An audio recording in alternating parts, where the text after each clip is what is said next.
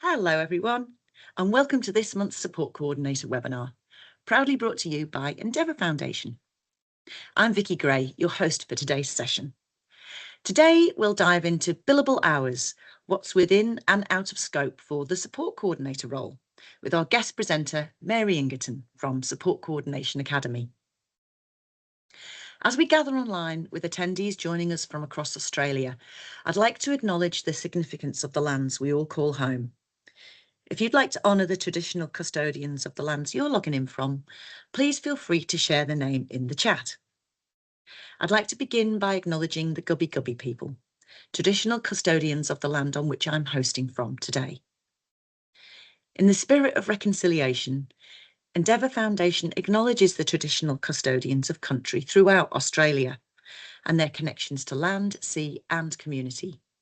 We pay our respect to their elders past and present and extend that respect to all Aboriginal and Torres Strait Islander peoples today. Now, a quick note on housekeeping. Your microphones and cameras will stay off, but we'd love for you to join the discussion in the chat. If you have any questions for our presenters, please pop them in the Q&A section and we'll answer them after the presentation. You'll also find a link to our privacy policy in the chat, so feel free to reach out if you have any questions about that. As mentioned earlier, during this webinar, we'll delve into billable hours, what's within and out of scope for the Support Coordinator role. Our presenter today is Mary Ingerton from Support Coordination Academy. But before handing you over to Mary, it's my pleasure to introduce you to Shania Brennan. Shania is Endeavour Foundation's Business Improvement Specialist, leading a team of social workers and disability specialists who advocate for our clients. With qualifications in psychology, HR management and social work, plus 8 years in the community sector, she's passionate about empowering vulnerable people with choice and control. Over to you, Shania.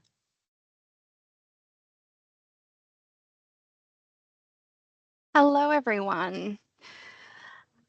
Alrighty, thank you, Vicky. And hello, everyone. As always, it is wonderful to be here with you all today. So as Vicky mentioned, my name is Shania, and as you know, today we are talking all things billable hours and what's within scope and out of scope for support coordinators. So the way that I kind of wanted to address or talk to you all today is a little bit about how Endeavour Foundation approaches and supports support coordinators in having the information you need when you need it to be able to do what you need for the clients that we collectively support within the hours that you do have. So I guess we start by saying we absolutely understand how limited support coordinator hours are, and that more times than not, you don't have the sufficient hours to do the work that needs to be done to support your clients. So how do we try and help? I guess there's a twofold response here. One of those is kind of the way that we communicate with you as a support coordinator. So really making sure we've got an open line of communication, we're being transparent, we're ensuring that you have the information you need when you need it, and we're being really mindful about what we are contacting you for and making sure that it's purposeful and in the best interests of the participant. One of the other ways that we also try to support you guys is in the way that we structure our enabling functions, our service delivery function, to ensure that the people that we support and our participants are at the forefront of everything that we do. So we've got a number of different functions that also jump into support where needed for all different sorts of things that is all centered around the client or the participant. So we've got our service delivery function. They're our frontline teams. They're doing the daily support for all of our people, doing a wonderful job of that. We've got our client safeguarding and complex teams who are here to help when things are getting a little bit more complex. We need a little bit more support. There might be something that's going on for the participant that just requires a little bit of extra help at the moment so we can get the right structures in place and make sure that we're meeting their needs in the best way we can. We also have our client services team who support with all things around funding, and then our client intake and our client support teams. Our intake team's function is very much about welcoming new people into the Endeavour team, and you know, that we are bringing, we always look forward to supporting all new participants that are interested in Endeavour services. And the other team is our client support team, and they are our funding team. And I'm sure any of you that have been here a few times hearing me talk have heard me talk about what this team do. The COS team, our change of situation team, they're here to help when a participant's funding may not be meeting their needs. We jump into, they're a team of social workers jumping into provide supports around drafting change of situation applications and building that out, because again, we know how many hours it takes to put together a really quality change of situation or review of reviewable decision or plan review, whatever is needed for the participant. And so that team are there to provide some support to you guys. I thought I would wrap up by also just briefly talking about an example, a story, a client-led story that we have recently had from a gentleman in the Toowoomba region. He has been a supported employee with Endeavour Foundation for many, many years and was living in a SIL home with another organisation who unfortunately had to close their doors and were not able to support him any longer. So what we were able to do was jump in. We had quite a large response from all of our teams to wrap around him and make sure that he was able to continue receiving the supports that he needs. And we were able to work with the support coordination team as well to welcome him into his new SIL home out in the Toowoomba region. And in doing that, we were also able to support with a change of situation because his funding wasn't actually meeting his support needs. And so we had a twofold response, welcoming him into the home and also being able to provide some support around the change of situation because his support coordinators didn't have the sufficient hours that they needed. And even though we know everyone jumps in to help, I guess the point of today is to really talk about some of the things that Endeavour do to jump in and help try and relieve some of that pressure. So that is a little bit about how we support. And what I'm going to do now is hand over to Mary, who's going to take us through the rest of today's discussion. So thank you, Mary. Thank you, Shania. That was awesome.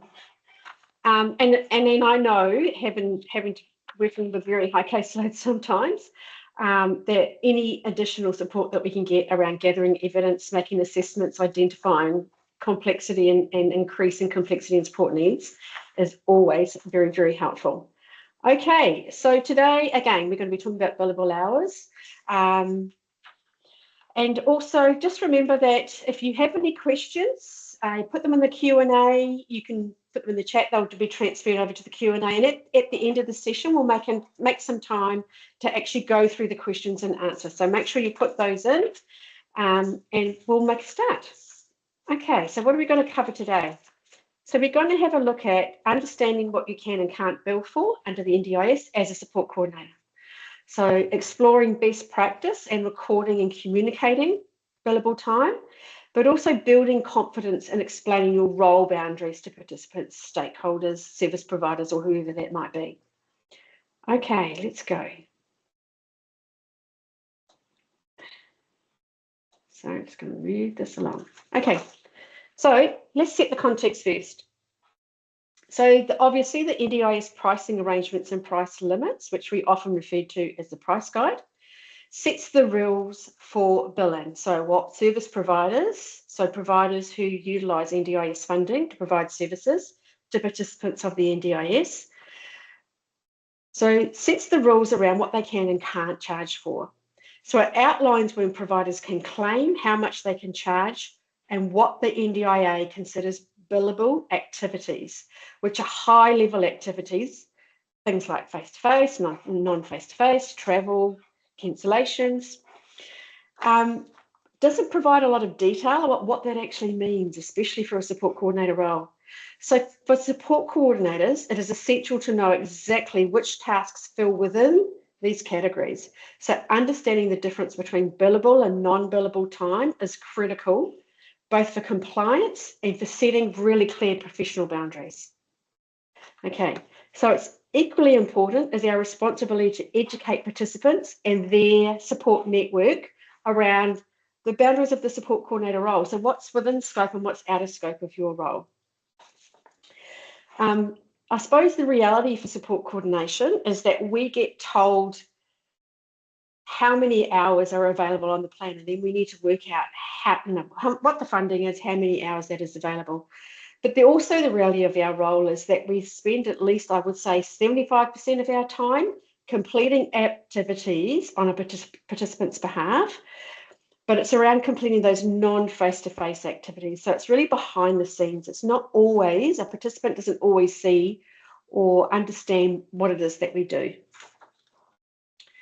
Okay, this is why understanding billable versus non-billable activities is not just a technical requirement, it's also fundamental to our ethical and transparent practice as support coordinators.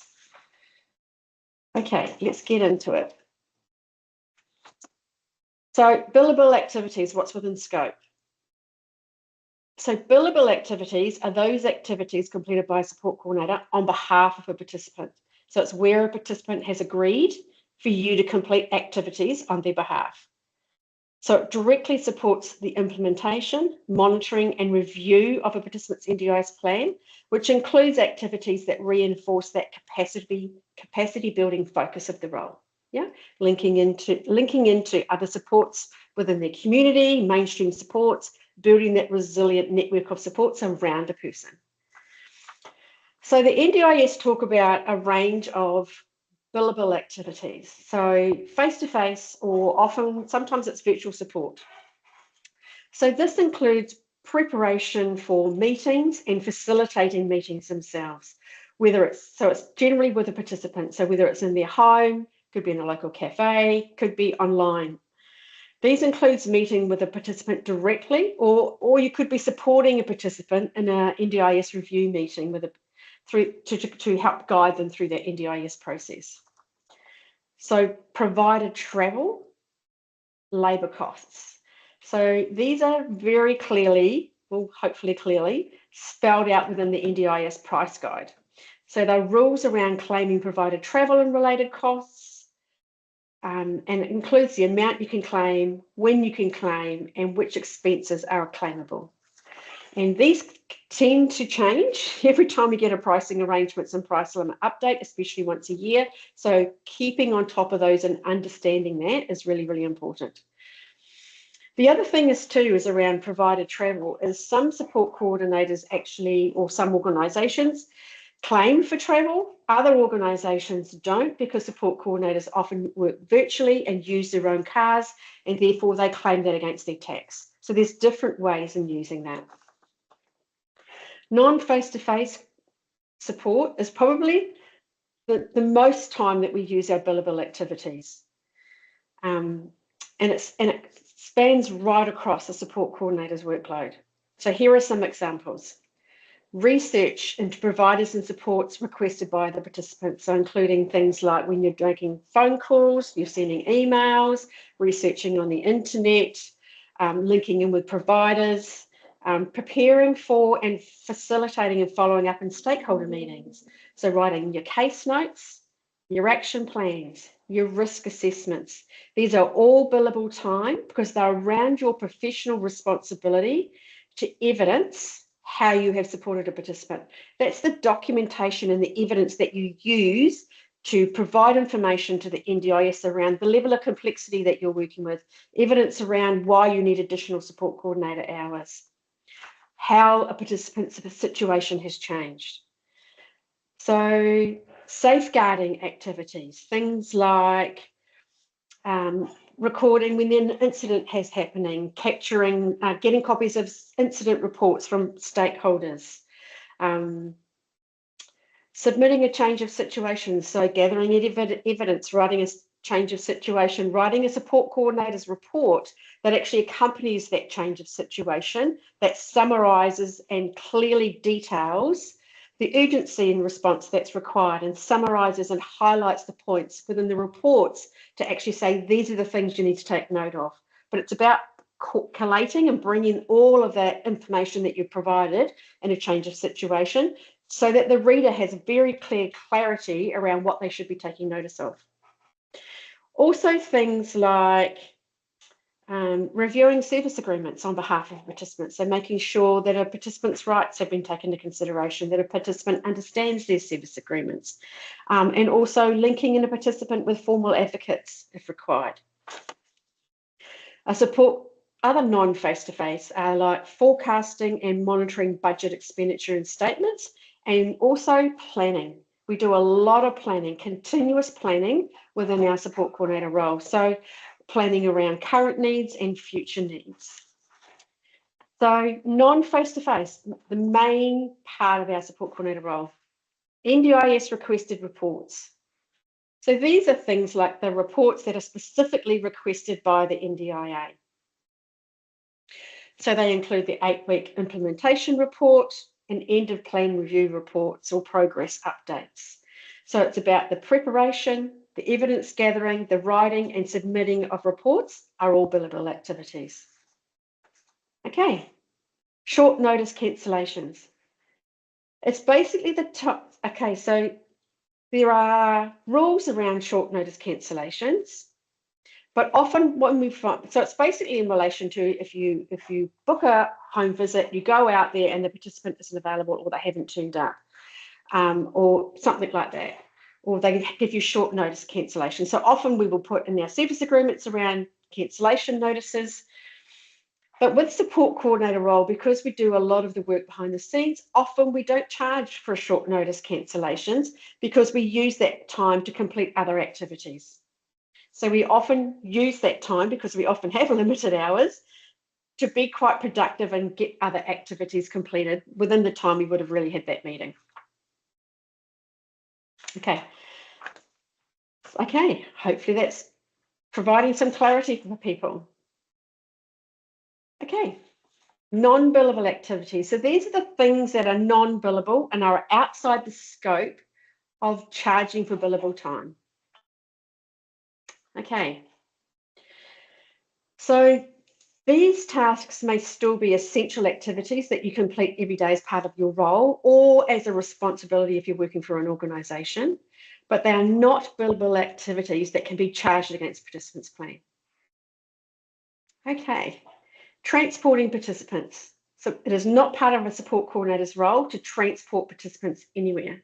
And if you do, you cannot charge for it. It's not billable time. There's a big difference between traveling to and from home visits or appointments for the participant, as opposed to actually transporting a participant to go somewhere. So that is generally the role of a support worker. Okay, advocacy. So the NDIA often talk about support coordinator's role is not as an advocate. What they actually mean is, as a support coordinator, we're constantly gathering information and providing it to the NDIS as an intermediary between the NDIS and a participant, because the NDIS or planners or LACs don't often see a participant on a regular basis. So as an intermediary, we update them about a participant situation when it changes, what's working, what's not working, through our reporting and all that kind. So when we talk about advocacy, we're talking about a formal advocate. So a formal advocate, you can research them on the internet. They are a support that we can link in when they're available, that supports a participant to access their rights on an ongoing basis. So it might be when you might feel that someone's been taken advantage of, but could be by family members, it could be in relation to accessing their rights. Linking in a formal advocate can actually walk alongside a person and help them access those rights. So that's the difference around advocacy. We're also thinking about organisational and professional responsibilities. So these are things as part of our professional responsibilities in relation to our role. So getting regular supervision. Staff meetings, attending staff meetings, taking sick leave, taking annual leave, accessing ongoing professional training and development. It could be other requirements that your organisation require from you as part of your role. Administrative tasks, so things like creating service bookings, which we don't have so much of these days, setting up participant files, rostering, invoicing. These are all non-billable activities. So I often have support coordinators who come to me and say, when can I start actually billing a client? So as part of our support coordinator role, we often go through the process of intake. So we have a conversation with someone, we identify about what their support needs are, do they have support coordination funding, what type of funding, how much funding, but also what are the skills and experience that they're looking for on a support coordinator, and really understanding if we're a good match. But what we also need to do is make sure that we formalise that arrangement and get an agreement from a participant or their support network to actually engage us as support coordinators. So that's around getting a service agreement signed, providing consent forms, information about privacy, all that kind of stuff. It's all part of the onboarding process for a participant. All of that time is non-billable. A support coordinator cannot actually start charging for their time until those documents are actually signed. And I have often done that as part of one process. So going out, meeting with a participant, confirming they want to go with our service, getting the service agreement signed, all the documentation signed, and then my billable time starts from when we actually start the planning process. Okay. Professional networking. I suppose I get a lot of questions around research. So I do a lot of research around participant support needs. When can I charge for research and when can I not? So there's a difference. If you're researching specifically in relation to a participant support needs, so researching what speech therapists might be available, or researching plan managers, or whatever that might be, that is billable time. Yeah. But if you are networking and building your awareness of supports, of broader supports and services available within your community, then that is not billable time. That is about building your professional knowledge. Okay? Hopefully that's making a bit more sense. I'm sure I'm getting lots of questions. Okay, let's have a look at billable time best practice.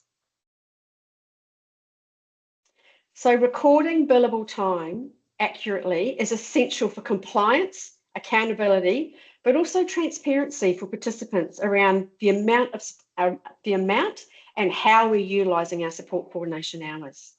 Okay, often what I say to support coordinators is, when you're onboarding a participant, either have it clearly written in your service agreement or provide a handout, around one-page handout that clearly says, this is who we are, this is our point of difference, this is how we work with participants, person-centred, all that kind of information. But also, this is how we utilise support coordination hours. So these are things that we bill against, and these are the activities, and break that down to tasks and what we complete on a daily basis. One pager provides really clear transparency, and it sets up realistic expectations about how a support coordinator completes their role. Okay. The NDIA expects support coordination providers to demonstrate that billable activities are linked to how they have assisted a participant to pursue their goals. That the activities are agreed upon in advance. So by providing that handout, clearly documenting them in your service agreements, clear agreement by participant, and are properly recorded to ensure transparency in how support coordination funding is being utilised. So that's where we go back to. We're keeping your case notes up to date, recording action plans. So your case notes focus on a summary of what was discussed, what happened, why it happened, what are the goals that it relates to, which lead into action plans. So what are the next steps? What are the actions that we're going to take, and who's doing what? What is the other stakeholders going to do? What are you going to do? And what are the time frames? of when that will be completed. So it helps you to keep track of what's actually happening and when it's happening, especially when you've got a caseload of participants that you're working with. And then also risk assessments. When there's an increase in complexity and risk becomes evident, you are required to complete risk assessments. So having an action plan that links to a risk assessment helps you to keep track of risks and managing risks, but also who's taking responsibility for managing that risk. What are the mitigation strategies that you put in place? These are all documentation that you can attach to your reporting. Clearly evidences the level of complexity and intensity of support that's required. Okay. Let's have a look at some best practice strategies to assist you to manage your support coordination hours efficiently and effectively. So we know with support coordination funding, it's broken down in the total amount of hours which are available to bill against. So we get the total amount of funding, we divide that by how many years, I suppose, but also we divide that by the hourly rate, and that gives us an amount of hours. As support coordinators, we don't charge per hour. That's not how it works. It's not how any therapist or anyone actually charges. They have an hourly rate that we can bill against, but we need to be really transparent and accountable about how we charge against that hourly rate. So most support coordinators record their time in either 6 or 15-minute increments, and they round it up or they round it down, which generally evens out over a period of time. So for example, if you were taking a phone call from a participant and then sending an email and then putting in your case notes, it might have taken all up 20 minutes. So this could be recorded in 3 6-minute increments, so 18 minutes, or 1 15-minute block. So, and then the next time it might take 22 minutes, and so you might record that as a 20-minute block. So again, it evens out over time. So to reduce the administrative burden and ensure you're utilising your support coordination hours efficiently, make sure that you're utilising a software solution like support coordination software.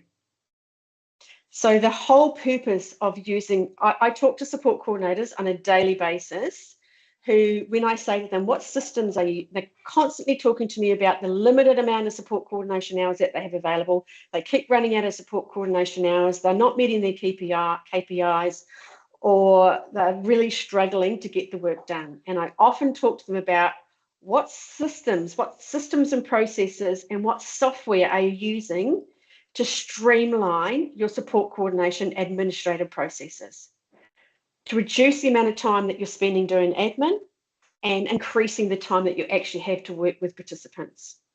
And the reply to me is often multiple manual spreadsheets or multiple different systems that do different things. So one system might do case notes, another system might, I don't know, track support coordination hours in a manual spreadsheet. So it's about understanding and reviewing the systems and the processes and the software that you're using that helps you to utilize your practice. So it's also about understanding what does that software hold for you. So with support coordination software, we've developed not only to streamline your systems and processes, but we've built in practice. So we've built in person-centered tools to help you gather the information you need to evidence how you've supported a participant, unpacking a plan, measuring their confidence in navigating and implementing their plan, action plans, risk assessments. Okay, so that's the biggest way that I talk support coordinators on a daily basis to ensure you have compliance, accountability, and transparency. Also things like using a software system like support coordination software, where some support coordinators actually print out their case notes and provide them, or they print out an activity statement that clearly details all the billable time and what they've allocated so that a participant can clearly see how their funding is being utilised. Another way is so when writing your case notes, your action plans and your risk assessments, making sure that you clearly connect activities completed with and that they align with the participants' plan goals and outcomes achieved. So that really helps you when you come to your reporting. So if it's clearly aligned to the plan goals and the outcomes achieved, and they're clearly documented within your system, all in one place, one system, not many, and it's all automated, what it means is that when you come to your reporting, way more streamlined. You're saving way more time doing your reporting because it's all the information's there. So by applying these principles, some really good strategies around best practice, it helps support coordinators to ensure that the billing is transparent, defensible, and aligned with NDIS expectations. Okay. So to summarise, billable activities are those that directly assist a participant to implement and manage their plan, whether they're face-to-face, non-face-to-face, they are all billable activities. So it's being really clear around the scope and boundaries of your role. Non-billable activities are organisational and administrative tasks that are part of running a service. So they're not claimable from a participant's NDIS plan. They're also things that are outside the scope of your role. A support coordinator's role is 9 to 5 or 8 to 4. It's not after hours. It's not in the weekends. Support coordination hours are within a specific working day. Yeah. So it's not like psychosocial recovery coaching. That funding is basically 24 hours a day. It's allocated so that a participant who has really high and complex support needs in relation to the impact of their psychosocial impairment, they often need support not from 9 to 5. They need support, maybe call someone in the weekend or whatever that might be. So completely different roles, completely different purpose of funding and service delivery. Okay, hopefully that's making sense. Right, we've got a bit of time. So I'm going to go and have a look at Q&A session. So I'm going to open up the Q&A, and I've been hearing it going ping, ping, ping. So I'm sure there's lots and lots of questions. So I'm just going to scroll down to the bottom. So I get the first ones first. Okay, they're still coming in. The other thing is to, if I don't get through all the questions, because I do have a limited time frame, then basically what the Endeavour will do is they will send through questions through to me, and then I will provide more in-depth responses to them, and then they will be uploaded to the Endeavour website with the recording. So you can see the recording if you weren't able to attend the webinar, and you can also see responses to the questions. Okay, let's go. Nadia asks, I noticed that provider travel didn't include kilometres travelled. Where can that be claimed from? Okay. I find that one really, really confusing. I would actually have a look under the NDIS provider travel guidelines, because they're very clear around when you can and can't claim for travel. So, and it's also around what you're actually claiming for and how much you can claim for. So Nadia, I know it's not really answering your question, but it's a very complex answer. And all I can say to you is go to the NDIS price guide. So if you don't understand the rules around travel and kilometre claiming for travel, some of it's only when you're using core supports. Often it's around capacity building supports. Go and get some advice from someone who's actually already using travel around this. Okay. Did I hear case notes are billable hours? Case notes are absolutely billable hours. I get this question every single day. Your case notes, your action plans, the reports that you write, your risk assessments are all billable time.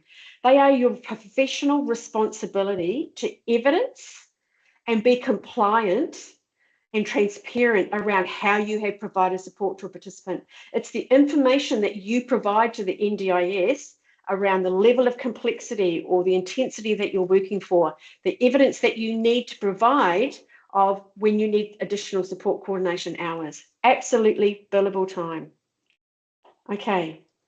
Electra, do you always have to share a support coordinator report to a plan nominee? Okay. I would say yes. I would say if you're working with a participant, when you start working with a participant and their support network, it's about setting up expectations of how you're going to work together right at the beginning. So when you're doing your service agreement and you start your planning, you start saying, right, how are we going to communicate? What is the information that you need from me? How often do we need to be in contact? Do we need regular home visits? So I've worked with people who don't want me going into their home, so we meet outside their home. I've also had people who want me to constantly email them with updates on a weekly basis or a fortnightly basis, or they might like texts. I've always provided copies of reports unless people have generally said to me, I'm not really interested in seeing what's in the reports.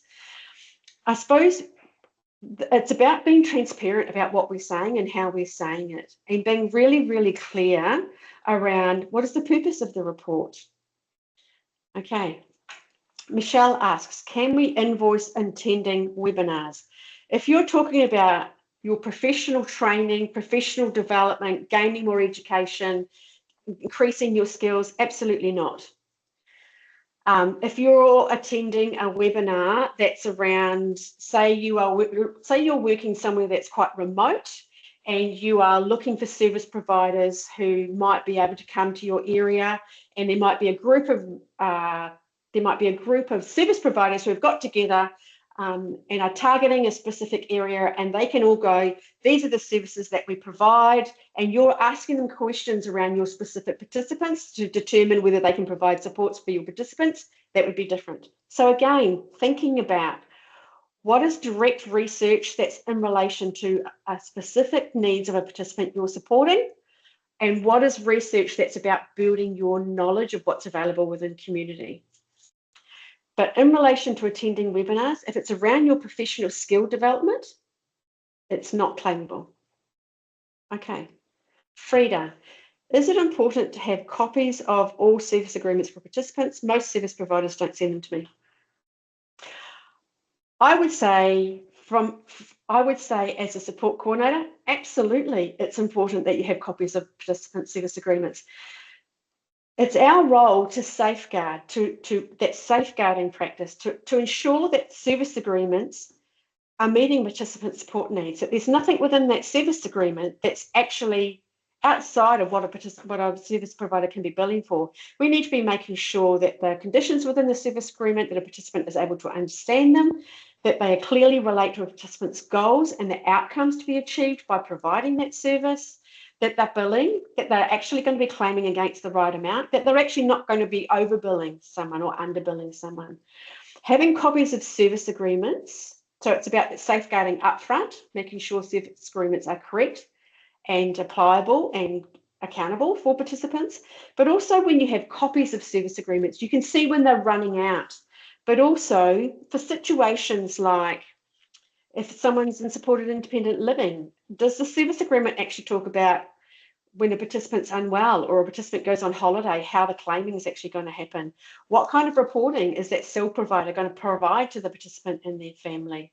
So, and it's also about things like if you're working with a participant and you find, say, for example, they're overutilising their funding in relation to having support workers in the home, going back to a service agreement and going, well, what was actually agreed to? So that's why it's really, really important. Okay.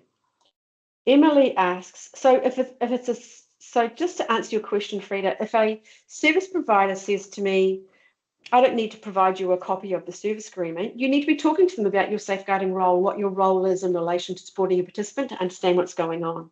So it's really about explaining your support coordinator role and why always getting copies of service agreements. Emily asks, what about transporting participants with psychosocial recovery coaching? Psychosocial recovery coaching is a completely different role to support coordination. So at the moment, I'm talking about support coordinator level 2 COS, yeah? So transport is not a billable activity under support coordinator level 2 COS. Okay. Emma asks, supervision question, if you are discussing a specific client, does it then become billable? And if so, can both the supervisor and supervisee charge or just one person? Supervision is not billable time. Supervision is about increasing your professional understanding, your skills, your ability, your experience. It is absolutely not billable time. As a professional, as a support coordinator, we constantly need to be building our skills, our experience, our understanding, our ability, learning new strategies. That's what supervision is all about. It's absolutely not billable time. Electra. I'm just keeping an eye on the time. What if a client has a 3-hour client supervision meeting with a child protection? Do I need to charge, or do I decide to charge for half an hour? I don't really understand that question. Electra, it would be helpful if you actually email me, maybe with more information, info@SC Academy. So if the client has children who are under the Child Protection Act or Justice, and they are meeting with Child Protection or Justice, I wouldn't really see a need of why a support coordinator would need to be present in that meeting. The only time a support worker might need to support that person to actually attend those meetings, but it's not a support coordinator's role. That would be a support worker's role. The only time that I would see that there would be a meeting with Child Protection or Justice or mainstream services is when you're having stakeholder meetings. So you might be having a meeting with the Child Protection officer who might be working with a family to really understand and clarify what their responsibilities are, what supports they're providing, what your responsibility is, the supports that you're providing, and how you can utilise that NDIS funding to complement the supports being provided. Understanding the boundaries of the roles, understanding what supports are needed. Hopefully that clarifies the question. Okay. Can contacting the NDIS help desk to check a related issue for participant be classified as billable? Unfortunately, yes. It's probably the biggest time waster that we have as support coordinators, because often it can take a lot of time. So if you are a support coordinator and you have consent, so you filled in the NDIS consent form and you've sent it in, and you have consent to talk to the NDIS about a participant's plan. So you might be inquiring about the progress of a change of situation or an application for SIL, whatever that might be. You're talking to the NDIS to get information. You might be talking about a review coming up or whatever that might be. That is all billable time. I think that's answering your question. Check a related issue for a participant. Okay, hopefully that's answering your question. I suppose another question that I often get around billable time is a support coordinator has once said to me, they contacted me and said, I've got this provider who has issue with their billing, with their plan manager. They're constantly contacting me to sort out the issue with the plan manager. And what I say to them is that it's not your responsibility. The responsibility is with the provider and the plan manager. It is their responsibility to manage that issue and that's about understanding, again, the boundaries of your role. Okay. Can support coordinators bill for supporting with arranging NDIA endorsements? Again, I'm not really clear what that means. If you're talking about supporting a person with a disability to gain access to the scheme, absolutely not. If you're talking about, that's not billable time because that's not what support coordinators do. That's an LAC can support someone through that. Early childhood team. There's a number of advocates and organisations that help with that. If you're talking about a person's needs change and you are supporting a participant so they get an additional diagnosis with the related impairment, say, for example, someone has an intellectual disability and they develop some psychosocial or mental health challenges that are over a period of time become permanent, significant reduced capacity, and you're supporting that participant to get the NDIS to acknowledge on the NDIS profile that they have additional diagnosis and related psychosocial impairment, say, for example, so that they can get the additional supports that they need, that would be billable time. All relates to a participant. Hopefully that clarifies your question. I know that was very long-winded. Hayley asks, can you charge the intake onboarding process under an statutory? Absolutely not. Support coordinators don't charge establishment fees.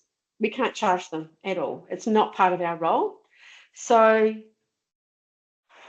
your intake processes, your onboarding processes up until a service agreement and consent forms have been signed, only after that time can a participant actually be billed for billable activities, because you haven't even engaged the participant yet. You haven't even got approval or agreement that they're going to engage with service, confirmation that they understand how your service is going to be provided or that consent's been provided. So only after that time can you actually start start billing.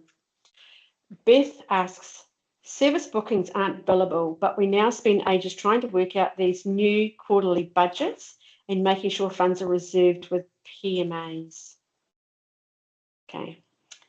So that everyone gets paid correctly with the limited funding available in the quarter. It's an essential part of making sure it works. Is that billable? Yes, unfortunately it is. So all the activities that you complete in relation to understanding how participants' budget works, when the funding periods come in, understanding what funds they have available within certain periods, forecasting when those funds might be available and working with the participant to make sure that the supports that they get align within those periods is all part of your billable time. Again, this is why service agreements and having copies of service agreements and schedules that attach to a service agreements are really good. That's really about providing the, so you might be negotiating, say, for some supports, really talking to that provider around the funding that's available, when the funds might be available, and getting them to really detail within the schedule of supports how many supports they're going to provide and when they're going to provide and what that's going to look like. Okay. What is the feeling on 15-minute increments? It would be good for people to comment on that with Deborah. What is the feeling on 15-minute increments? Me personally, I use 15-minute increments. I find that it's a much better way because I'm often doing a number of things at the same time. I'm not often just doing one thing for one participant. And I might not even be I often keep track of the time that I'm doing throughout the day, then I do my case notes. So I generally roll it up and roll it down. I find that works better for me than 6-minute increments. Okay, here we go. Here's the time. Got about 2 minutes. Amber asks, what would the process be for advocacy engagement when there are no advocacy services available? Yeah, quite correct. Particularly with ART, so the review tribunal, when advocacy groups do not have capacity and can only offer 1-hour conversation to support the participant nominee, which is often sometime in the future. This then leaves vulnerable people more vulnerable as we are unable to provide billable supports within the ART process. It is absolutely a gap, Amber. And I think it's really about thinking outside the box. And preparing a participant to go to a tribunal as much as possible. So utilizing your time as efficiently as possible. So what is the evidence, and putting that in plain language that they can take with them as much as possible. Linking in any other informal supports and networks that might be able to go with them to the tribunal that will help them understand what's going on. Ensuring that the tribunal understands the impact of their disability and the supports that they will need. So there's a number of ways that we can actually mitigate some of that impact. But again, I acknowledge that often there are not advocacy services that can support them through that process. Okay, Claire asks, what are your views regarding charging clients for clinical supervision for strategizing outside? Clinical supervision is not billable time. Again, clinical supervision is around building your skills, your professional knowledge, your professional ability. It's part of your role as a professional. Okay, I'm going to have to stop answering questions, and there's way more questions to answer. So again, Endeavour will send those questions to me and I will write responses to them, and they will be available up on the NDIS website. So you'll receive an email from Endeavour about where you can find all that. Thank you very much, and I'm going to hand back over to Vicky. Wonderful. Thank you so much, Mary. Once again, fantastic information there. It's really, really interesting to see how much the questions come through and how you're able to answer those in so much detail in such a short space of time. So really want to say thank you for that today. As Mary said, we will go through all the questions that are unanswered. We'll pop them over to Mary. She'll have a look through and try and consolidate if any are the same. And then we will put those on our website. So just give us a few days, because obviously we have to do a lot of work behind this as well now.